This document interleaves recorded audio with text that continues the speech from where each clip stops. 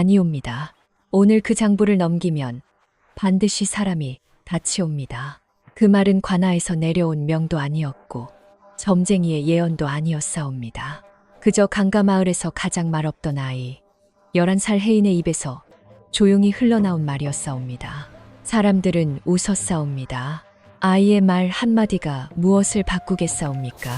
허나 그날 이후 강가마을에서는 한 가지 이야기가 입에서 입으로 돌기 시작하였사옵니다. 장부만 들여다보던 아이 하나가 결국 큰 집 한 채를 무너뜨렸다. 이 이야기는 도술도 신선도 하늘의 기적도 없사옵니다. 다만 숫자를 기억한 아이 하나와 숫자를 속이려던 어른들 그리고 장부 앞에서 드러난 인간의 욕심이 남았을 뿐이옵니다. 과연 그 아이는 종이 위 숫자로 백성을 옥죄던 자들을 넘어설 수 있었을까요? 그리고 무엇보다 붙잡혀 끌려간 늙은이를 되찾을 수 있었을까요? 이제부터 오래전 사람들 사이에서 구전으로만 전해 내려오던 이야기를 조심스레 풀어보려 하옵니다. 이야기는 조선 후기 강물이 마을 곁을 감아 흐르던 한 고을에서 시작되옵니다. 겉보기에는 살기 좋아 보이는 곳이었사옵니다. 봄이면 나룻배가 들고 났고 여름이면 아이들이 강물에 발을 담그며 웃었사옵니다. 그러나 가을만 되면 이 마을의 공기는 눈에 띄게 무거워졌사옵니다. 추수는 곧 장부의 계절이었기 때문이옵니다. 벼는 밭에서 익었으나 세금은 종이 위에서 먼저 익어 언제나 백성의 목보다 한 줄 위에 적히곤 하였사옵니다. 마을 끝자락 버드나무가 강바람을 맞는 곳에 초라한 초가 한 채가 있었사옵니다. 그곳에 혜인 하이른이라 불린 아이가 살고 있었사옵니다. 나이 11, 몸집은 또래보다 작았으나 눈빛만큼은 이상하리만치 또렷하였사옵니다. 혜인은 말을 많이 하는 아이가 아니었사옵니다. 서당에서 글을 배운 적도 드물었사옵니다. 그러나 아이는 숫자를 한번 들으면 잊지 않았고 사람의 말이 바뀌는 순간을 유난히 잘 기억하였사옵니다. 그 까닭은 단 하나였사옵니다. 혜인의 아비가 마을의 장부를 맡던 사람이었기 때문이옵니다. 아비는 벼슬아치는 아니었사옵니다. 허나 고을의 세금과 곡식 출납을 기록하는 사람의 삶과 가장 가까운 종이를 다루던 사람이었사옵니다. 혜인은 어려서부터 아비 곁에 앉아 붓을 씻는 소리와 종이를 넘기는 소리를 들으며 자랐사옵니다. 아비는 자주 아이에게 이렇게 말하곤 하였사옵니다. 혜인아, 숫자는 거짓말을 하지 않사옵니다. 다만 사람이 숫자를 거짓말하게 만들 뿐이옵니다. 그 말의 뜻을 그때의 혜인은 다 알지 못했사옵니다. 다만 장부를 넘길 때마다 아비의 손이 점점 느려지고 등불 아래 그림자가 길어지는 것을 보았을 뿐이옵니다. 마을에는 민씨 방주라 불리는 큰 집이 있었사옵니다. 기와는 늘 깨끗하였고 문 앞에는 곡식 자루가 끊이지 않았사옵니다. 겉으로 보기에 그는 늘 인자한 얼굴로 백성을 위하는 말을 하였사옵니다. 백성은 나라의 뿌리라 하옵니다. 그러니 내가 대신 무거운 짐을 져주겠사옵니다. 말은 고왔사옵니다. 그러나 장부를 넘길 때마다 민씨의 몫은 줄어들지 않았고 백성의 몫만 조금씩 늘어났사옵니다. 사람들은 알았사옵니다. 그러나 모른 척하였사옵니다. 왜냐하면 민씨의 이름을 입에 올리는 순간 다음 해 장부에서 자기 이름 옆 숫자가 바뀌기 때문이옵니다.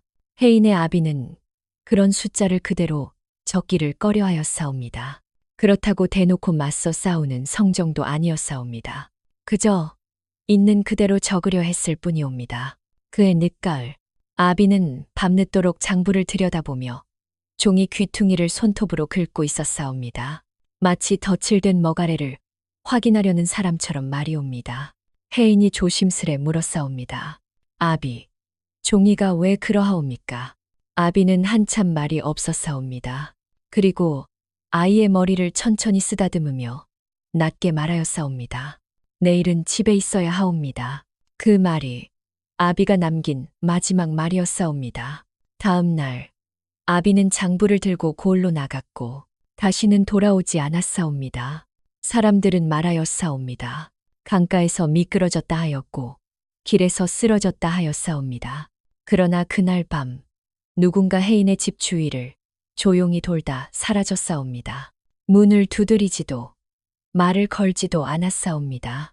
이튿날 새벽 혜인은 장독대 뒤에서 찢긴 장부 조각 하나를 발견하였사옵니다. 손바닥만 한 종이였으나 거기에는 분명 아비의 글씨가 남아 있었사옵니다.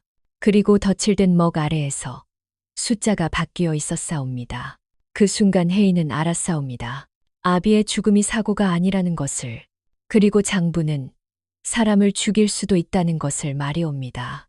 그날 이후 혜인은 말을 아꼈사옵니다. 웃지도 울지도 않았사옵니다. 다만 숫자를 마음속에 쌓아두었사옵니다. 어느 겨울 끝자락 마을 창고 앞에서 사내들이 투덜거리며 말하였사옵니다. 곡식은 넘친다는데 왜 우리 그릇은 비어 있느냐. 그때 혜인은 처음으로 입을 열었사옵니다. 창고가 찬 것과 백성의 배가 찬 것은 같은 일이 아니옵니다. 그 말이 이 모든 일의 시작이 될 줄은 그때 아무도 몰랐사옵니다. 그리고 혜인 역시 곧 다가올 날에 자신이 지키던 늙은 손이 묶이게 될 것임을 아직은 알지 못했사옵니다. 혜인이 점을 본다는 말은 그때까지도 없었사옵니다. 아이 스스로도 한 번도 그런 말을 한 적이 없었사옵니다. 다만 사람들은 설명할 길이 없을 때 가장 먼저 점이라는 말을 꺼내는 법이옵니다. 그러나 혜인은 하늘을 올려다보며 기도를 하지도 않았고 손금을 보지도 않았사옵니다. 그 아이는 오직 장부를 기억하고 있었을 뿐이옵니다. 혜인의 아비가 살아있을 적 아이는 늘 곁에 붙어 다녔사옵니다. 논이 크기, 밭의 위치, 그의 비가 처음 내린 날과 마지막으로 내린 날, 가뭄이 몇 날 이어졌고 장마가 며칠 머물렀는지까지 아비는 모두 적었고 혜인은 모두 보았사옵니다. 혜인아, 오늘은 사흘 만에 비가 왔사옵니다. 그러면 벼는 살겠으나 다음 달엔 곰팡이를 조심해야 하옵니다. 왜 그러하옵니까? 비가 늦으면 땅이 한 번에 물을 삼키지 못하옵니다. 그럼 습기가 남고 그 습기가 곡식을 상하게 하옵니다. 아이콜, 아비는 그렇게 말하며 장부 옆 여백에 작은 표시를 남기곤 하였사옵니다. 그 표시는 숫자도 글자도 아니었사옵니다. 그저 아비만 아는 작은 점 하나였사옵니다. 그러나 혜인은 그 점이 의미하는 바를 마음속에 그대로 옮겨두었사옵니다. 아비가 죽고 난 뒤 혜인은 더 이상 공문당에 들어갈 수 없었사옵니다. 새로 장부를 맡은 이는 민씨 방주의 사람이었고 아이를 보자마자 이렇게 말하였사옵니다. 장부는 아이가 만질 것이 아니옵니다. 돌아가 밥이나 먹으시옵소서. 그 말은 부드러웠으나 문은 단호히 닫혔사옵니다. 그날 이후 혜인은 장부를 보지 못하게 되었으나 이미 본 것은 머릿속에서 사라지지 않았사옵니다. 아이의 머릿속에는 한 해의 흐름이 남아 있었사옵니다. 언제가 비었고 언제 넘쳤으며 어느 집이 해마다 더 냈고 어느 집이 늘 빠져나갔는지 그리고 그 차이가 어디로 흘러갔는지까지 말이옵니다. 혜인은 장터에 나가면 곡식 자루를 유심히 보았사옵니다. 자루의 크기, 묶은 새끼줄의 색, 그리고 무게를 들었을 때 손목이 떨리는지 아닌지를 보았사옵니다. 사람들은 그저 아이가 멍하니 서 있다고 여겼으나 혜인은 그 시간의 숫자를 세고 있었사옵니다. 그해 봄, 민씨 방주는 마을 사람들을 모아놓고 말하였사옵니다. 올해는 나라 형편이 어려우니 작년보다 세금이 조금 늘어날 것이옵니다. 허나 걱정 마시옵소서. 내가 책임지고 관리하겠사옵니다. 사람들은 고개를 끄덕였사옵니다. 말은 늘 그럴듯했사옵니다. 그리고 그 말이 끝난 뒤 세금은 실제로 조금 늘었사옵니다. 사람들은 이를 대수롭지 않게 여겼사옵니다. 그러나 혜인은 달랐사옵니다. 아이의 머릿속에서 작년의 숫자와 올해의 숫자가 겹쳐졌사옵니다. 그리고 그 겹침 속에서 한 줄이 눈에 띄게 튀어나왔사옵니다. 그날 저녁 마을 어른들이 우물가에 모여있던 자리에서 혜인은 처음으로 사람들 앞에 섰사옵니다. 아이의 목소리는 크지 않았사옵니다. 허나 이상하게도 그 말은 바람을 타고 또렷이 들렸사옵니다. 올해 마을에서 낸 곡식은 작년보다 30호나 많사옵니다. 사람들이 웅성거려 싸웁니다. 30호라면 적지 않은 수였사옵니다. 그때 세금 일을 맡은 관리가 비웃듯 말하여 싸웁니다. 아야, 내가 장부를 보았느냐? 30호라니 어디서 그런 말을 들었느냐? 혜인은 고개를 저었사옵니다. 본 적은 없사옵니다. 허나 기억하고 있사옵니다. 그 말에 사람들이 웃었사옵니다. 기억이라니 아이의 기억이 무슨 소용이겠사옵니까? 그러나 혜인은 말을 이었사옵니다. 올해는 넘겼으나 이대로 가면 내년에는 2배로 모자랄 것이옵니다. 순간 우물가의 공기가 식었사옵니다. 어른들 몇이 아이를 똑바로 보았사옵니다. 관리 또한 얼굴을 굳히며 물었사옵니다. 무슨 근거로 그런 말을 하느냐? 혜인은 잠시 말을 고르더니 조용히 답하였사옵니다. 올해 봄비는 늦었고 여름비는 한 번에 쏟아졌사옵니다. 벼는 자랐으나 뿌리는 약해졌사옵니다. 게다가 올해 더 낸 30호는 사실 작년 흉년의 몫이옵니다. 사람들은 이해하지 못한 채 서로를 보았사옵니다. 관리는 코웃음을 치며 말하였사옵니다. 아이의 말이 그럴듯하나 세상 일은 그렇게 단순하지 않사옵니다. 그 말로 그날의 이야기는 끝났사옵니다. 사람들은 집으로 돌아갔고 혜인은 다시 말이 없는 아이로 돌아갔사옵니다. 여름이 왔사옵니다. 처음엔 가뭄이 들었사옵니다. 논바닥이 갈라지고 벼잎이 말려 올라갔사옵니다. 사람들은 하늘을 보며 한숨을 쉬었사옵니다. 그러다 어느 날 비가 내리기 시작했사옵니다. 처음엔 반가웠사옵니다. 허나 그 비는 그치지 않았사옵니다. 사흘, 나흘, 닷새, 강물이 불어나 밭을 삼키고 논둑을 무너뜨렸사옵니다. 가을이 되었을 때 수확은 생각보다 적었사옵니다. 그리고 그때 세금이 다시 내려왔사옵니다. 작년보다 더 무거운 숫자였사옵니다. 사람들의 얼굴이 창백해졌사옵니다. 곳간은 비어가고 아이들의 그릇이 먼저 줄어들었사옵니다. 그제야 사람들은 우물가에서 들었던 아이의 말을 떠올렸사옵니다. 내년에는 2배로 모자랄 것이다. 혜인은 아무 말도 하지 않았사옵니다. 그저 곡식 자루 옆에 서서 손으로 자루의 무게를 가늠할 뿐이었사옵니다. 사람들은 이제 알기 시작했사옵니다. 그 아이는 점을 본 것이 아니라 이미 지나간 것과 다가올 것을 이어보고 있었음을 말이옵니다. 그러나 깨달음은 늘 늦게 오고 그 대가는 늘 약한 자가 치르는 법이옵니다. 그 무렵부터 민씨 방주의 눈에 혜인이 들어오기 시작했사옵니다. 아직은 조용히, 그러나 분명히 말이옵니다. 그리고 그 시선의 끝에는 결국 늙은 할멈이 서게 될 것이옵니다. 그해 가을이 지나고 사람들은 비로소 깨닫기 시작하였사옵니다. 혜인의 말이 우연이 아니었음을, 그리고 이 마을의 세금이 하늘이 아니라 사람의 손에서 비틀리고 있었음을 말이옵니다. 그러나 깨달음은 곧 분노가 되지 못하였사옵니다. 사람들은 여전히 고개를 숙였고 입은 닫힌 채 속으로만 이를 갈았사옵니다. 왜냐하면 이 마을에는 감히 거슬러서는 안 되는 이름 하나가 있었기 때문이옵니다. 민씨, 방주. 민씨 방주는 이 고을에서 가장 큰 성씨였사옵니다. 논이 절반이 그의 이름 아래 있었고 창고의 열쇠 또한 그의 집에서 나왔사옵니다. 세금을 거두는 관리도 곡식을 나르는 사내도 모두 민씨의 얼굴을 먼저 살폈사옵니다. 겉으로 본 민씨 방주는 늘 인자하였사옵니다. 흉년이 들면 곡식 몇 섬을 풀어 사람들 앞에서 이렇게 말하곤 하였사옵니다. 백성이 굶주리면 어찌 나라가 바로 서겠사옵니까? 이는 모두 내 책임이옵니다. 그 말을 들은 사람들은 눈물을 훔쳤사옵니다. 그러나 그 눈물이 떨어진 자리마다 다음의 장부에는 숫자가 하나 더 찍혔사옵니다. 민씨 방주는 말로는 덜 거두는 척하였으나 장부에서는 늘 조금씩 더 거두었사옵니다. 그 조금 이 해마다 쌓여 어느새 큰 집의 곳간은 가득 차고 백성의 곳간은 비어갔사옵니다. 사람들은 속으로 말하였사옵니다.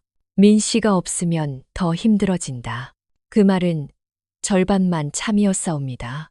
민씨가 있어서 버틴 것이 아니라 민씨가 있어 더는 말하지 못한 것이옵니다. 혜인은 그 모든 것을 보았사옵니다. 그러나 아이는 더 이상 말하지 않았사옵니다. 우물가에서도 장터에서도 아이의 입은 굳게 다물려 있었사옵니다. 사람들은 수군거리기 시작하였사옵니다. 그 아이, 왜 요즘은 말이 없느냐? 지난번엔 잘도 마치더니 겁이 난 게 아니냐? 혜인은 그 말들을 듣고도 고개를 들지 않았사옵니다. 왜냐하면 아이는 이미 알고 있었사옵니다. 말을 하면 장부가 먼저 움직인다는 것을 말이옵니다.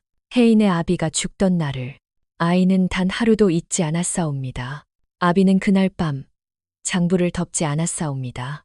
평소라면 새벽이 되기 전에 붓을 씻었을 터인데 그날은 끝까지 숫자를 쫓고 있었사옵니다. 그리고 장부 한가운데서 분명히 어제와 다른 숫자를 보았사옵니다. 아비는 알았사옵니다. 누군가가 장부를 고쳤음을. 그리고 그 고침이 실수가 아니라 의도된 손길임을 말이옵니다. 그날 밤 아비는 혜인에게 말하지 않았사옵니다. 다만 아이의 머리를 쓰다듬으며 집에 있으라 하였을 뿐이옵니다. 다음 날 아비는 고을로 갔고 돌아오지 않았사옵니다. 사람들은 사고라 하였사옵니다. 그러나 사고라기에는 너무 많은 것이 정리되어 있었사옵니다.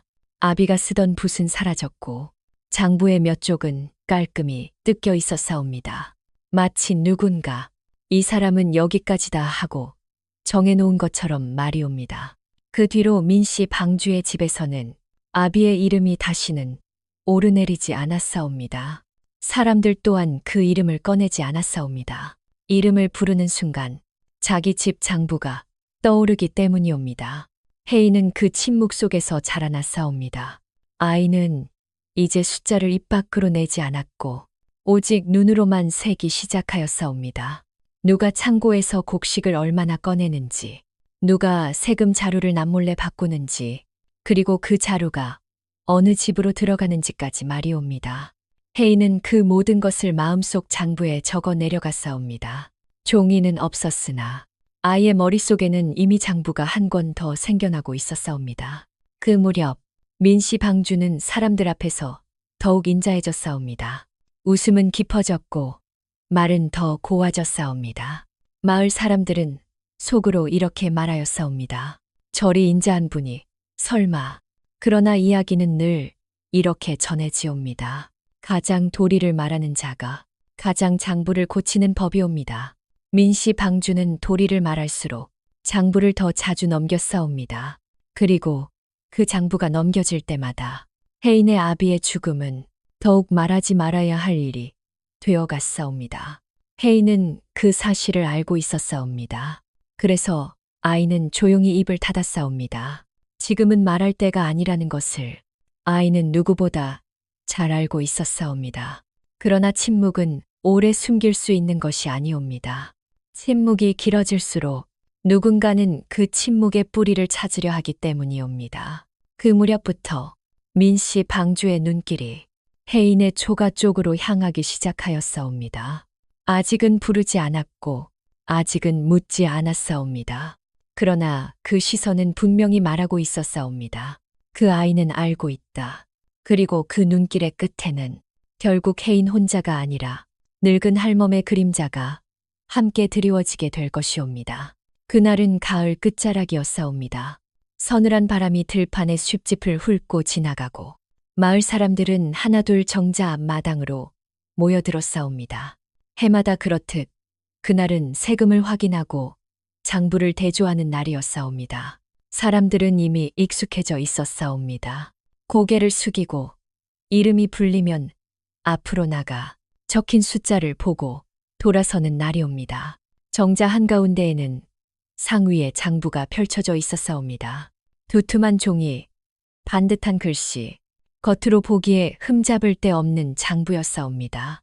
장부 옆에는 고을의 관리가 앉아 있었고 그 뒤에는 민씨 방주의 사람이 서 있었사옵니다. 관리는 장부를 한 장 넘기며 말하였사옵니다. 이 고을은 올해도 큰 탈 없이 세금을 마쳤사옵니다. 이는 모두 백성들이 도리를 지킨 덕이옵니다. 사람들 사이에서 낮은 탄식이 흘러나왔사옵니다. 탈이 없다 하기엔 이미 몇 집의 곳간은 비어 있었기 때문이옵니다. 그러나 그 누구도 입을 열지 않았사옵니다.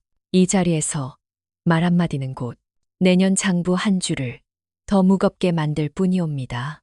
그때였사옵니다. 사람들 틈맨 뒤에서 늘 고개를 숙이고 서 있던 아이 하나가 천천히 앞으로 나왔사옵니다. 혜인이었사옵니다. 아이의 발걸음은 느렸사옵니다. 그러나 그 느림 속에는 망설임이 없었사옵니다. 사람들이 웅성거렸사옵니다. 그 아이 아니냐. 말이 많다던 그 아이.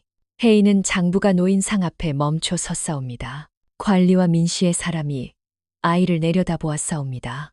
관리의 목소리가 날카로워졌사옵니다. 아이야, 여긴 내가 설 곳이 아니옵니다. 물러나거라. 혜인은 물러서지 않았사옵니다.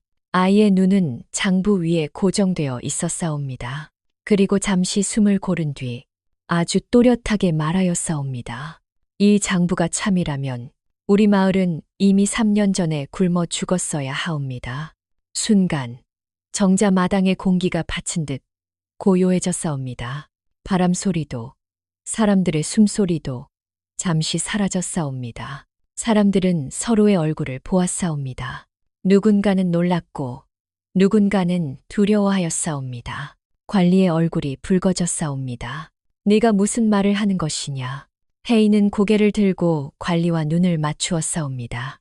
아이의 눈에는 두려움이 없었사옵니다. 3년 전 흉년이 들었사옵니다. 그 해에도 장부에는 평년이라 적혀 있었사옵니다. 만약 이 장부가 모두 옳다면 그 해 우리는 버틸 수 없었사옵니다. 사람들 사이에서 낮은 탄식이 새어 나왔사옵니다. 몇몇 노인은 고개를 끄덕였사옵니다. 그해 분명 배를 차렸던 기억이 있었기 때문이옵니다. 그러나 관리의 목소리는 더 커졌사옵니다. 이 아이가 백성의 마음을 어지럽히고 있사옵니다. 근거 없는 말로 사람들을 선동하고 있사옵니다. 그 말과 함께 민씨 방주의 사람이 한 발 앞으로 나섰사옵니다. 그의 얼굴에는 웃음이 없었사옵니다. 아이의 말이 지나치옵니다. 장부는 관에서 확인한 것이옵니다. 이를 부정하는 것은 곧 관을 부정하는 일이옵니다. 그 말에 사람들의 어깨가 움츠러들었사옵니다. 관을 부정한다는 말은 그 자체로 큰 죄였사옵니다. 관리는 장부를 탁 덮으며 외쳤사옵니다. 혜인이라 하였느냐. 너를 백성을 선동하고 마음을 어지럽힌 죄, 즉 혹세무민으로 다스릴 것이옵니다. 그 말이 떨어지자 사람들 사이에서 숨죽인 소리가 흘러나왔사옵니다. 혹세무민, 그 말은 사람을 말없이 묶어 끌고 갈 수 있는 말이옵니다. 그때 정자 한켠에서 떨리는 목소리가 들려왔사옵니다. 아니옵니다. 그 아이는 늙은 할멈이었사옵니다. 혜인의 할멈은 지팡이에 몸을 의지한 채 아이 쪽으로 한 걸음 내디뎠사옵니다. 그 아이는 점을 본 적도 사람을 선동한 적도 없사옵니다. 그저 아비 옆에서 숫자를 보았을 뿐이옵니다. 그러나 그 말은 불에 기름을 붓는 말이었사옵니다. 관리는 할멈을 향해 손을 내저었사옵니다. 저 늙은이 또한 아이를 부추긴 자이옵니다. 장부를 맡던 자의 집안이니 죄가 가볍지 않사옵니다. 그 말이 끝나기도 전에 관아의 하인들이 할멈의 팔을 붙잡았사옵니다. 놓으시옵소서. 그 아이는 아무 잘못이 없사옵니다. 할멈의 외침이 정자 마당에 울려 퍼졌사옵니다. 사람들은 고개를 돌렸사옵니다. 누구도 나서지 않았사옵니다. 나서는 순간 자기 집 장부가 떠오르기 때문이옵니다. 혜인은 그 모습을 보고도 아무 말도 하지 않았사옵니다. 아이의 입술이 굳게 다물렸사옵니다. 그 침묵 속에서 아이의 손은 천천히 주먹을 쥐었사옵니다. 관리는 냉정하게 말하였사옵니다. 늙은이를 데려가거라. 아이의 입을 닫게 하는 데에는 이보다 확실한 방법이 없사옵니다. 할멈은 끌려가며 마지막으로 혜인을 불렀사옵니다. 혜인아, 숫자는 죄가 없사옵니다. 그 말이 할멈이 남긴 마지막 말이 되었사옵니다. 정자 마당에는 침묵만이 남았사옵니다. 장부는 다시 상 위에 펼쳐졌고 관리는 아무 일도 없었다는 듯 다음 이름을 불렀사옵니다. 그러나 그날 이후 마을은 예전으로 돌아가지 못하였사옵니다. 사람들은 알았사옵니다. 이제 이 일은 단순한 숫자의 문제가 아님을 말이옵니다. 혜인은 더 이상 물러설 곳이 없었사옵니다. 입을 닫으면 할멈이 돌아오지 않을 것이고 입을 열면 더 큰 화가 닥칠 것이옵니다. 그날 밤 혜인은 홀로 초가에 앉아 아비의 붓을 손에 쥐었사옵니다. 이제 이 이야기는 돌이킬 수 없는 길로 들어섰사옵니다. 그날 밤 초가에는 등불 하나만 켜져 있었사옵니다. 할멈이 끌려간 뒤 집안은 숨을 죽인 듯 고요하였사옵니다. 혜인은 아비의 붓을 손에 쥔 채 오래 앉아 있었사옵니다. 울지 않았고 소리도 내지 않았사옵니다. 아이의 눈에는 두려움보다 계산이 먼저 자리 잡고 있었사옵니다. 혜인은 알았사옵니다. 지금 이 일은 도망으로 끝나지 않는다는 것을 말이옵니다. 도망치면 할멈은 돌아오지 못할 것이고 침묵하면 장부는 더 깊이 사람을 삼킬 것이옵니다. 그렇다면 남은 길은 하나뿐이었사옵니다. 스스로 들어가는 길. 이튿날 새벽 혜인은 초가 문을 닫고 마을을 나섰사옵니다. 아직 해가 뜨기 전이었고 안개가 강가를 덮고 있었사옵니다. 사람들은 아이가 어디로 가는지 알지 못했사옵니다. 혹여 보았다 해도 말리지 않았을 것이옵니다. 이 마을에서 아이 하나의 발걸음을 막을 사람은 없었사옵니다. 혜인이 향한 곳은 관아도 정자도 아니었사옵니다. 아이의 발은 곧장 민씨방주의 큰 집으로 향했사옵니다. 기와가 겹겹이 쌓인 집 앞에서 문지기가 아이를 가로막았사옵니다. 아이야, 여긴 내가 올 곳이 아니옵니다. 혜인은 고개를 숙여 예를 갖추었사옵니다. 민씨 방주님께 전해주시옵소서. 장부를 기억하는 아이가 찾아왔다 하옵니다. 츠포츠 문지기는 잠시 아이를 위아래로 훑어보았사옵니다. 그리고 안으로 들어갔다가 이내 돌아와 문을 열었사옵니다. 들어가거라. 혜인은 망설이지 않았사옵니다. 그 한 걸음이 아이의 삶을 되돌릴 수 없게 만든다는 것을 알면서도 말이옵니다. 방 안에는 민씨방주가 앉아 있었사옵니다. 겉모습은 소문대로 인자하였고 입가에는 늘 그렇듯 미소가 걸려 있었사옵니다. 그러나 그 눈은 웃지 않고 있었사옵니다. 민씨방주는 아이를 내려다보며 물었사옵니다. 내가 혜인인가? 그러하옵니다. 내가 장부 이야기를 했다 들었사옵니다. 혜인은 고개를 끄덕였사옵니다. 아이의 태도에는 비굴함도 도전도 없었사옵니다.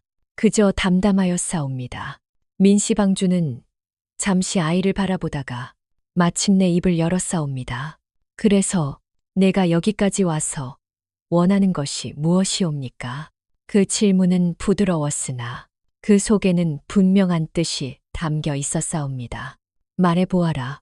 그리고 그 말의 값도 함께 치러라라는 뜻. 말이옵니다. 혜인은 숨을 한 번 고르고 답하였사옵니다. 소인은 그저 방주님을 도와 장부를 바르게 적고자 하옵니다. 그 말이 떨어지자 방 안에 잠시 정적이 흘렀사옵니다. 그리고 곧 민씨 방주의 웃음소리가 터져 나왔사옵니다. 하하, 아이가 제법 말을 할 줄 아는구나. 민씨 방주는 아이를 비웃는 듯 보였으나 그 웃음에는 안도도 섞여 있었사옵니다. 아이의 말이 반항이 아니라 복종처럼 들렸기 때문이옵니다. 듣자 하니 내가 숫자를 잘 기억한다더구나. 허나 기억이란 것은 쓰는 사람이 시키는 대로 쓰는 법이옵니다. 그 말은 명백한 시험이었사옵니다. 혜인이 고개를 들었사옵니다. 그러하옵니다. 그러기에 소인이 직접 적어보게 해 주시옵소서.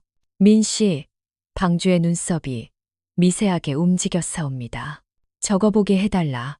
예, 석 달만 장부를 맡겨 주시옵소서. 이나 방 안의 공기가 다시 무거워졌사옵니다. 민씨 방주는 잠시 말이 없었사옵니다.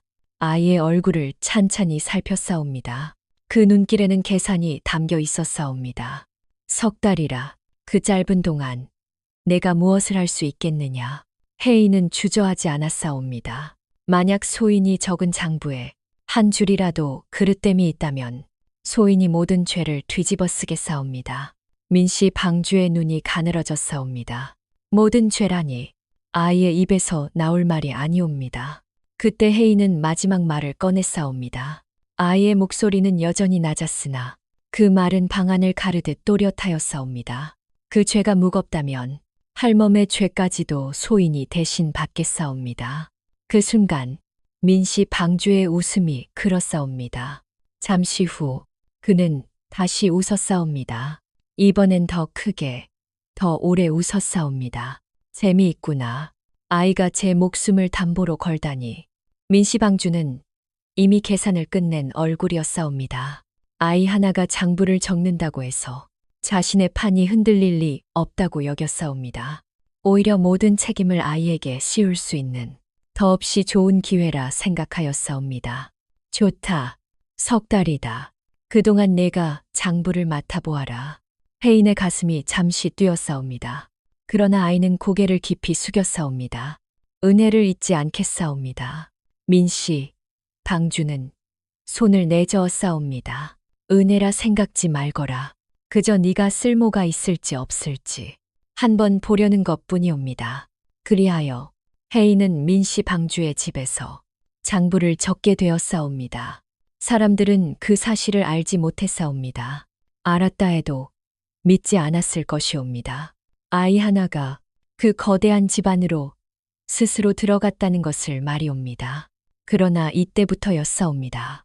장부는 더 이상 단순한 종이가 아니었사옵니다. 아이의 손에서 덫이 되기 시작한 것은 말이옵니다. 혜인이 민씨 방주의 집에 들어간 뒤로 그 집의 공기는 달라졌사옵니다. 눈에 보이는 변화는 없었으나 장부를 넘기는 소리만은 전보다 잦아졌사옵니다. 그 소리는 마치 땅을 파는 삽질처럼 일정하였사옵니다. 혜인은 날마다 새벽에 일어나 장부 앞에 앉았사옵니다. 종이를 펴고 붓을 들고 숫자를 적었사옵니다. 그 모습은 지나치게 성실하여 하인들조차 고개를 끄덕일 정도였사옵니다. 아이의 장부에는 빠진 것이 없었사옵니다. 곡식이 창고에 들어온 날, 습기가 많아 곰팡이가 핀 자루, 쥐가 갉아먹어 무게가 줄어든 자루까지 혜인은 모두 적었사옵니다. 누군가 물었사옵니다. 아이야, 그런 것까지 적을 필요가 있느냐? 혜인은 붓을 멈추지 않은 채 답하였사옵니다. 적지 않으면 없는 것이 있는 것처럼 보이옵니다. 그 말은 틀리지 않았사옵니다. 그러나 사람들은 그 뜻을 깊이 생각하지 않았사옵니다. 왜냐하면 혜인의 장부는 겉으로 보기에 흠잡을 데 없이 완전하였기 때문이옵니다. 민씨 방주는 가끔 장부를 들여다보았사옵니다. 숫자는 맞았고 합계는 늘 위에서 요구한 수를 넘겼사옵니다. 그는 만족한 얼굴로 말하였사옵니다. 역시 기억력이 좋다 하더니 쓸만한 아이로구나. 그 말이 나올 때마다 혜인은 고개를 숙였사옵니다. 아이의 얼굴에는 아무 표정도 없었사옵니다. 그러나 그때 혜인의 손은 이미 2권의 장부를 쓰고 있었사옵니다. 하나는 민씨 방주가 보고 싶어하는 장부였사옵니다. 숫자는 가지런했고 손실은 작은 주석으로만 처리되었사옵니다. 이 장부는 늘 상위에 놓였고 하인들과 관리들이 보는 장부였사옵니다. 그리고 다른 하나는 혜인이 밤마다 따로 적는 장부였사옵니다. 그 장부에는 손실이 손실대로 적혀 있었사옵니다. 곰팡이 핀 곡식은 그대로, 쥐가 먹은 몫은 먹은 만큼, 비에 젖어 썩은 자루는 썩은 그대로 말이옵니다. 그 장부에는 숫자 옆마다 작은 표시가 붙어 있었사옵니다. 그 표시는 혜인의 아비가 쓰던 것과 같은 것이었사옵니다. 남들은 알아보지 못하나 혜인에게는 모든 뜻이 담겨 있었사옵니다. 그리하여 같은 날의 곡식이 한 장부에서는 온전하였고 다른 장부에서는 이미 사라진 것이 되었사옵니다. 석 달이 흐르는 동안 민씨 방주는 아무것도 눈치채지 못하였사옵니다. 왜냐하면 그에게 중요한 것은 단 하나였기 때문이옵니다. 위에 낼 수 있느냐 없느냐, 혜인의 장부는 늘 낼 수 있는 장부였사옵니다. 그러니 방주는 만족하였사옵니다. 아이를 의심할 이유가 없었사옵니다. 그 사이 마을 사람들의 삶은 더 팍팍해졌사옵니다. 창고는 차 있어 보였으나 백성의 그릇은 비어갔사옵니다. 사람들은 말하지 않았사옵니다. 말하면 더 잃는다는 것을 알기 때문이옵니다. 헤이는 그 모든 모습을 보며 숫자를 더 정확히 적어 내려갔사옵니다. 아이의 붓끝은 흔들리지 않았사옵니다. 마치 이미 결말을 알고 있는 사람처럼 말이옵니다. 그러던 어느 날이었사옵니다. 장마가 막 끝나고 하늘이 유난히 맑던 날이었사옵니다. 민씨 방주의 집 앞이 갑자기 소란스러워졌사옵니다. 낯선 말발굽 소리가 들렸고 관복을 입은 이들이 들어섰사옵니다. 조정에서 내려온 감사, 간사였사옵니다. 그 소식은 순식간에 집안을 휘감았사옵니다. 하인들은 허둥댔고 민씨 방주의 얼굴에서도 잠시 미소가 사라졌사옵니다. 갑자기 어찌 일이 되었단 말이냐. 그러나 방주는 곧 평정을 되찾았사옵니다. 그에게는 자신이 있었사옵니다. 장부는 완벽했고 숫자는 맞아떨어졌사옵니다. 방주는 혜인을 불러 말하였사옵니다. 아이야, 오늘은 내 장부가 사람들 앞에 나가게 되겠구나. 혜인은 고개를 숙였사옵니다. 예, 방주님. 그 대답은 짧았으나 그 속에는 떨림이 없었사옵니다. 왜냐하면 혜인은 알고 있었사옵니다. 이제 두 권의 장부가 같은 날, 같은 자리에 놓이게 될 것임을 말이옵니다. 사람들은 아직 몰랐사옵니다. 이날이 칼도 피도 없는 싸움의 시작임을. 그리고 그 싸움에서 승패를 가르는 것은 힘도 권세도 아닌 한 줄의 숫자가 될 것임을 말이옵니다. 감사가 도착한 날, 민씨 방주의 집 앞마당에는 이른 아침부터 사람들이 모여들었사옵니다. 관복의 주름은 반듯했고 말발굽의 소리는 단정하였사옵니다. 그 모습만으로도 이 일이 평소와 다르다는 것을 사람들은 느꼈사옵니다.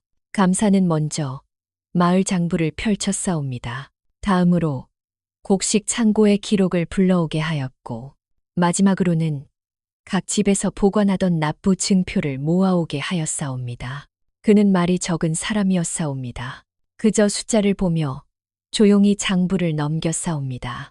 처음에는 큰 차이가 없어 보였사옵니다. 그러나 장부를 한 장, 또 한 장 넘길수록 감사의 손이 점점 느려졌사옵니다. 눈썹이 미세하게 찌푸려졌고 붓끝이 장부 위에서 멈추었사옵니다. 이상하옵니다. 그 한마디가 마당의 공기를 바꾸었사옵니다. 감사는 마을 장부의 숫자를 짚고 창고 기록의 수치를 다시 짚었사옵니다. 그리고 납부 증표를 하나하나 대조하였사옵니다. 여기서는 온전하다 하였는데 창고에는 손실이 적혀 있사옵니다. 창고에는 있다 하였는데 백성의 증표에는 이미 빠져 있사옵니다. 말이 이어질수록 숫자는 서로를 부정하기 시작하였사옵니다. 한 장부의 진실이 다른 장부의 거짓을 드러내고 그 거짓이 또 다른 거짓을 끌어내는 모양새였사옵니다. 민씨 방주의 얼굴이 서서히 굳어졌사옵니다. 그는 웃음을 지우고 말을 끼워 넣었사옵니다. 감사님, 장부를 적은 것은 아이옵니다. 아직 어리니 실수가 있었을 것이옵니다. 그 말에 시선들이 혜인에게로 쏠렸사옵니다. 아이 하나에게 모든 것이 쏠리는 순간이었사옵니다. 감사는 고개를 들어 혜인을 바라보았사옵니다. 내가 장부를 적었느냐? 혜인은 앞으로 나와 천천히 무릎을 꿇었사옵니다.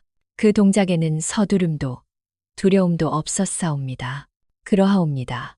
그럼 이 차이는 무엇이옵니까? 혜인은 잠시 고개를 숙인 채 침묵하였사옵니다. 그리고 이내 조용히 말하였사옵니다. 소인은 일어난 일을 그대로 적었을 뿐이옵니다. 민씨 방주가 날카롭게 끼어들었사옵니다. 거짓을 적어놓고 어찌 그런 말을 할 수 있느냐. 혜인은 고개를 들었사옵니다. 아이의 눈은 흔들리지 않았사옵니다. 만약 그것이 죄라면 소인은 묻고 싶사옵니다. 혜인은 잠시 숨을 고른 뒤 또렷이 이어 말하였사옵니다. 그 일은 누가 만들었사옵니까? 마당이 술렁였사옵니다. 그 질문은 아이의 것이었으나 화살은 분명 다른 곳을 향하고 있었사옵니다. 감사는 손을 들어 조용히 하라 하였사옵니다. 그리고 백성들을 향해 물었사옵니다. 너희 중 곡식이 상했는데도 온전하다 적힌 집이 있느냐? 잠시 침묵이 흘러사옵니다. 그러나 그 침묵은 오래가지 않았사옵니다. 한 노인이 앞으로 나섰사옵니다. 있사옵니다. 쥐가 먹은 자루를 그대로 냈사옵니다. 이어 다른 이가 말하였사옵니다. 비에 젖어 썩은 곡식도 그대로 낸 것으로 적혀 있었사옵니다. 사람들의 목소리가 하나둘 이어졌사옵니다. 그동안 눌러두었던 말들이 이날만큼은 서로를 밀어내며 나왔사옵니다. 감사는 고개를 끄덕였사옵니다. 그리고 마지막으로 민씨 방주를 바라보았사옵니다. 방주, 이 모든 기록이 어찌 이런 차이를 보이옵니까? 민씨, 방주의 입술이 떨렸사옵니다. 그는 잠시 말을 고르다 마침내 아무 말도 하지 못하였사옵니다. 그 순간 감사는 단호하게 말하였사옵니다. 민씨 방주를 횡령, 장부 조작, 과도한 세금 징수의 죄로 체포하라. 관아의 하인들이 움직였사옵니다. 민씨 방주는 그제야 소리쳤사옵니다. 아이 하나의 말에 어찌 이런 판결을 내리옵니까? 그러나 그 말은 허공으로 흩어졌사옵니다.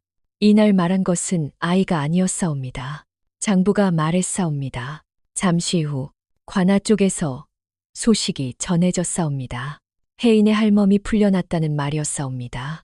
사람들 사이에서 숨죽인 탄식이 흘러나왔사옵니다. 누군가는 고개를 숙였고 누군가는 눈물을 훔쳤사옵니다. 혜인은 여전히 무릎을 꿇은 채 있었사옵니다. 감사는 아이를 향해 말하였사옵니다. 내가 한 일은 죄가 아니라 기록이옵니다. 혜인은 고개를 깊이 숙였사옵니다. 소희는 그저 없던 것을 만들지 않았고 있던 것을 숨기지 않았을 뿐이옵니다. 그 말이 이 모든 일의 끝맺음이 되었사옵니다. 이날 이후 마을에서는 이렇게 말하였사옵니다. 칼을 든 자는 쓰러지지 않았으나 장부를 고친 자는 장부에 묶였사옵니다. 민씨, 방주가 끌려간 뒤 마을에는 오랜만에 침묵이 아닌 고요가 내려앉았사옵니다. 그 고요는 두려움에서 온 것이 아니라 비로소 숨을 쉬어도 되는 고요였사옵니다. 며칠 뒤 조정에서 새로운 명이 내려왔사옵니다. 이 고을의 세금은 대폭 줄어들었고 봉인되었던 창고의 문은 열렸사옵니다. 썩기 직전의 곡식부터 먼저 풀리었고 아이 있는 집부터 그릇이 채워졌사옵니다. 사람들은 처음엔 믿지 못하였사옵니다. 늘 말로만 듣던 감세와 구휼, 이렇게 눈앞에 놓일 줄은 몰랐기 때문이옵니다. 그러나 곡식이 솥에 들어가고 연기가 다시 지붕 위로 오르자 그제야 사람들은 실감하였사옵니다. 장부가 바뀌면 삶이 바뀐다는 것을 말이옵니다. 혜인의 할멈은 초가로 돌아왔사옵니다. 몸은 수척해졌으나 눈빛만은 예전보다 또렷하였사옵니다. 할멈은 혜인의 손을 오래 붙잡고 말하였사옵니다. 내가 옳았구나. 숫자는 죄가 없었사옵니다. 혜인은 아무 말도 하지 않았사옵니다. 아이의 시선은 멀리 논두렁을 따라 일하는 사람들에게 가 있었사옵니다. 그 모습은 마치 이 일이 끝났음을 아는 사람처럼 고요하였사옵니다. 얼마 지나지 않아 현감이 사람을 보내 혜인을 불렀사옵니다. 관아의 마루에 앉은 현감은 아이를 찬찬히 살펴보며 말하였사옵니다. 내가 장부를 바로 세웠다 들었사옵니다. 그 재주를 썩히기엔 아깝사옵니다. 부디 현의 서리로 들어와 앞으로도 장부를 맡아주겠사옵니까? 그 말은 아이에게 주어진 새로운 길이었사옵니다. 안정된 자리, 다시는 굶지 않아도 되는 삶 말이옵니다. 혜인은 잠시 생각하였사옵니다. 그리고 이내 고개를 깊이 숙였사옵니다. 은혜는 감사하오나 소위는 사양하겠사옵니다. 현감의 눈이 커졌사옵니다. 어찌하여 그러하옵니까? 혜인은 고개를 들고 천천히 말하였사옵니다. 소위는 글과 숫자를 배웠사오나 그것으로 사람 위에 서고 싶지는 않사옵니다. 장부는 곁에서 바로 잡아야지. 위에서 내려다보면 또다시 어그러지옵니다. 현감은 잠시 말이 없었사옵니다. 그리고 이내 고개를 끄덕였사옵니다. 내 말이 옳사옵니다. 그리하여 혜인은 관아에 남지 않았사옵니다. 아이는 다시 초가로 돌아왔고 논과 창고와 장터를 오가며 사람들 곁에서 숫자를 보았사옵니다.